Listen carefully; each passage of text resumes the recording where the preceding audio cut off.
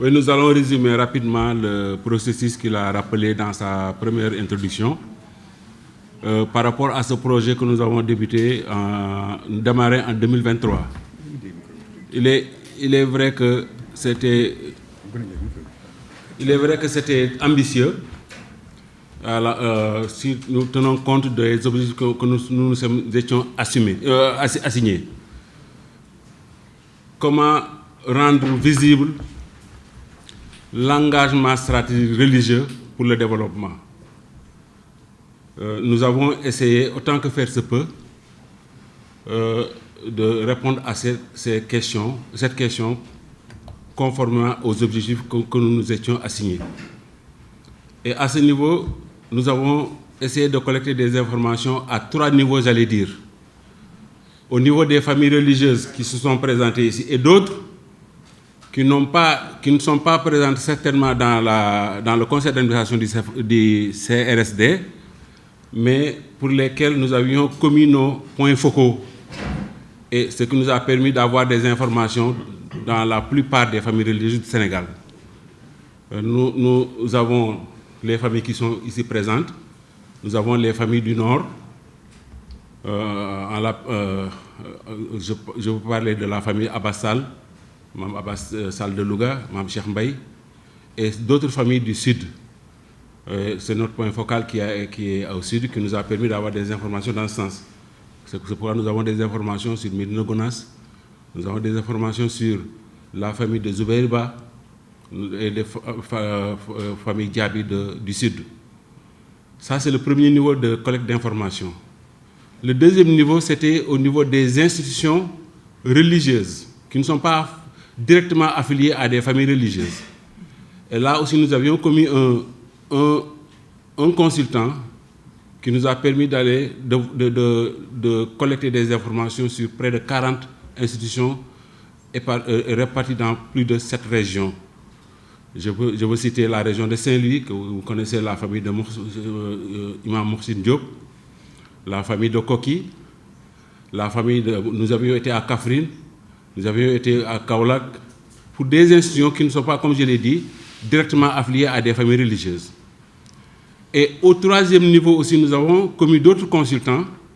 Évidemment, j'ai intégré aussi dans les familles religieuses l'Église catholique, que mon prédécesseur a permis d'avoir des informations sur l'enseignement privé catholique. Les autres consultants aussi nous ont permis d'avoir des informations sur l'aspect de protection sociale, sa politique, telle qu'elle est définie par l'État, telle qu'elle est mise en œuvre par l'État et ses partenaires. Et nous avons aussi dans cette collecte, au troisième, comme je vous l'ai dit, commis d'autres personnes ressources qui nous ont permis d'avoir des informations sur des exemples concrets. Et nous avons aussi visité l'historique de l'enseignement arabe au Sénégal. Ça aussi, nous l'avons fait. Ces débuts, ces contraintes, les avantages, ce qui nous a permis d'avoir l'enseignement arabe au Sénégal. C'est en la personne de Seda Aramsek, qui est aussi membre du conseil d'administration. Voilà en fait les 3 stratégies que nous avions mis en place pour avoir ce que nous avons synthétisé dans le document que vous avez distribué et que nous avons appelé la contribution des familles religieuses, non, des familles et institutions religieuses. Ce qui nous vaut ce titre-là, parce que nous avons investi et les familles religieuses et les institutions religieuses. Et nous avons maintenant leur contribution dans l'éducation et dans la protection sociale. Et nous avions été au-delà, même pour essayer de parler de l'impact. Je crois que ceux qui m'ont précédé en ont largement parlé. Parce que nous avons mis en avant le guide de la famille, mais aussi les travaux conséquents de ses fils, petits-fils et même, j'allais dire, disciples. Voilà le travail que nous avons fait et que nous allons continuer. Parce que nous avons publié le document aussi bien en français qu'en arabe. Vous avez eu la synthèse, mais il y a le document global qui prend en compte toutes les contributions par rapport à ces familles religieuses-là. J'ai oublié de citer la famille de Théaon, de Pire. Là aussi, nous avions un consultant qui nous a permis d'avoir des informations sur la famille de Pire, etc. Donc, à l'issue de ce travail-là, que nous avons partagé le 7 avril passé, avec des partenaires au développement, des acteurs, nous avons fait le tour des familles religieuses. Nous venons hier de Kaolack, nous avions été à Touba, nous avions été au nord, comme je l'ai dit, chez la famille Abassal, chez la famille de Mam Cheikh Mbaye, nous avions été chez la famille Omariens, nous avions été à l'église, on a rencontré le Monseigneur André Gueye, nous avions été chez la famille de Layen, nous avions été à Tchénaba, nous avions été à Ndiassane, nous avions été en tout cas dans toutes ces familles religieuses-là. Aujourd'hui, nous continuons le processus. Comment? Évidemment, il est vrai qu'on a listé, mais nous sommes en train de voir comment valoriser ces interventions-là depuis le début. C'est un travail colossal que nous avons entamé avec d'autres consultants qui vont certainement nous donner l'information d'ici peu. Et par rapport à ça, nous avons revisité pratiquement toutes les structures qui sont issues justement de ces familles religieuses-là.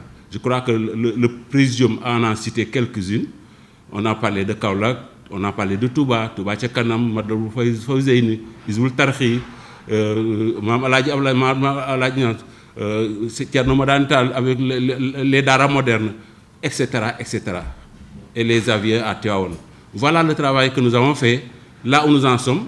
Ça, c'est une façon de boucler, en partie par rapport à la diffusion de l'information, mais comme je vous l'ai dit, nous allons continuer l'investigation pour qu'on ait une valorisation financière, économique de ce travail-là, pour montrer à tous les acteurs de développement l'engagement stratégique religieux en matière de développement, avec le focus sur l'éducation et la protection sociale.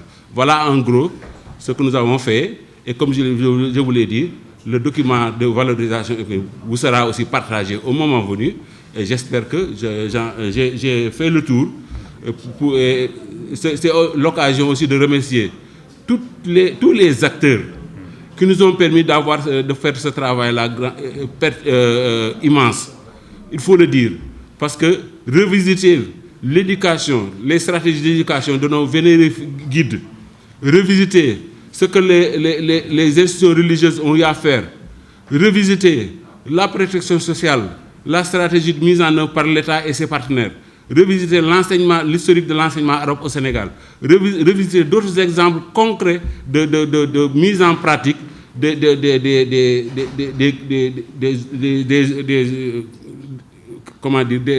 par rapport aux religieux, leurs orientations, ce que je veux dire, l'orientation des guides religieux. Je crois que c'est une œuvre non seulement importante, de bienfaisance, mais aussi qui motive tout un chacun ici.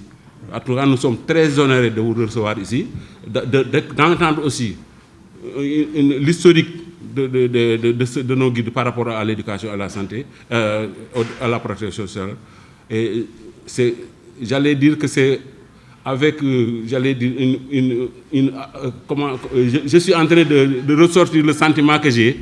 C'est pourquoi je ne me sens pas un peu à l'aise, mais c'est pour montrer que c'était motivant en tant que coordonnateur de ce travail-là, d'en aboutir à ce résultat-là qui, sans aucun doute, servira à ce pays-là et montrera encore même à la face du monde le travail important que nos guides religieux ont eu à faire pour ce pays-là.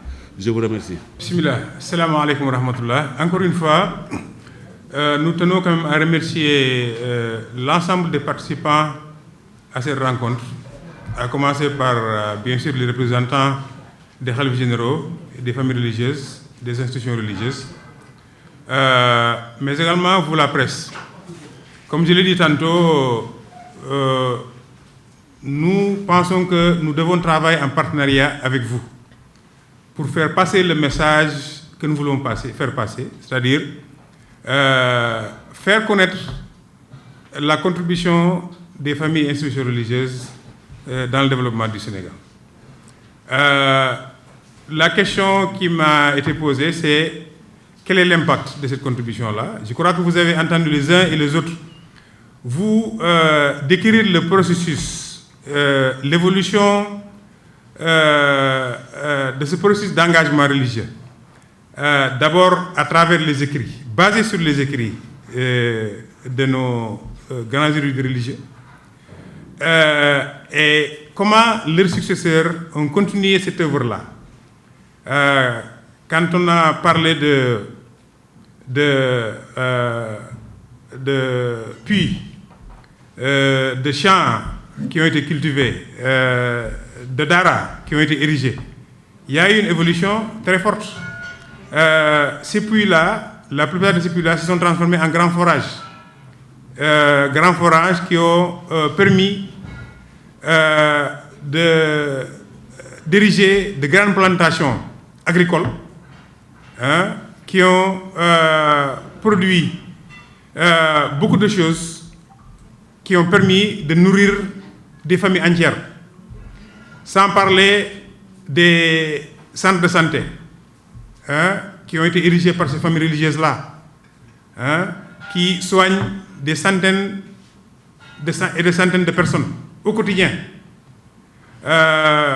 Sans parler des écoles modernes et autres, des franco-arabes, des universités, des collèges, qui ont permis de former beaucoup de professionnels dans tous les domaines. Ça, même au-delà de la nation sénégalaise, quelqu'un, le représentant de Médina Baye, a parlé de l'impact de cet engagement-là, même en dehors du Sénégal, à travers donc les liens et les affinités religieuses qui ont ces familles religieuses-là, qui ont des talibés dans des pays comme le Nigeria, le Bénin, etc., où leurs muqaddam ont continué cette œuvre-là. Donc, même au-delà des frontières du Sénégal, l'impact est quand même palpable. Donc, encore une fois, l'objectif de cet atelier, l'objectif de ce projet-là, c'est de faire connaître cet engagement-là, mais de le rendre encore plus stratégique, en invitant l'État du Sénégal, les partenaires au développement, la société civile et vous, la presse, à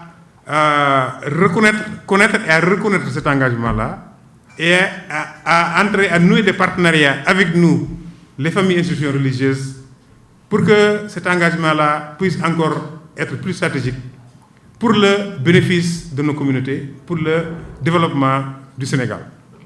yaakaar naa ne liñ ma laaj mooy jeexitalu njàngaleem mag ñi ci wàllu éducation ak protection sociale. Donc li ma wax moo di ne mag ñi bind nañu bàyyi fi lañ bind bàyyi fi daan ko jëfe ñeen fi wuutu continuer loola di mag ñi daañu gas ay teen di def ay tool di ko bay la cay génn ñu koy joxe di ko séddale nit ñi di ci dundee di ci dimbali nit ñi ni ko yàlla diglee ci alxuraan loola di continuer ñi leen fi wutu continuer loola teen yooyee lu ci bari li nekk ay forage yoo xam ne nii ay tool yu ñuy bayee génn na ci meññet ma ciy génne ñu ci dimbali ay nit ñu ci dundee di tabax ay dispensaire ñi ciy faj ay nit ba ci ay hôpital ñi ciy faj ay nit ay centaines de ay milliers de personnes ay écoles yooyu yu ci bari nekk na ay franco-arabe wala ay collège wala ay université yoo xam ne ay professionnels ñu ngi ciy génne di ci former ay nit góor ak jigéen ñoo xam ne nii jeexital ba mu am ci économie Sénégal kenn mënu ko maanaam buñ ko xaymaa ci ay milliards ci CFA lay doon liggéey boobu sax ni ko Assane waxee ñi ngi ci ngir xayma li nga xam ne nii ci wàllu économie investissement boobu nga xam ne nii crédit nii ñi ko def ci wàllu développement. kon nag yaakaar naa ne impact bi moom jeexital bi moom ku ne xam na ne am na étude bii wane na ko danañu ko incha allahu tasaare ku ci war a jot ci état beeg partenaire technique au développement société civile bi ak ñi ci war a jot ñëpp loolu nag ñu ngi leen laaj ñaan yéen waa presse bi ngeen jàppale ñu ci loolu xam léegi ak tasaare gi ndax loolu lépp ngir réew mi gën a mën a développé rek lekk la waaw bu ñu xamee ne religieux yi ñu ngi def lii état bi xam ko ñëpp jàppandoo itam ci xam ne modèle la boo xam ni xëy na bu ñu ko utiliser comme ñu bari wax nañ ko fii bu ñu ko utiliser ci stratégie de développement dana mën a gën a indi gën a mën a ñoŋal économie réew mi. am na ay exemples yu ñu fi joxe léegi ci wàllug defe naa teraanga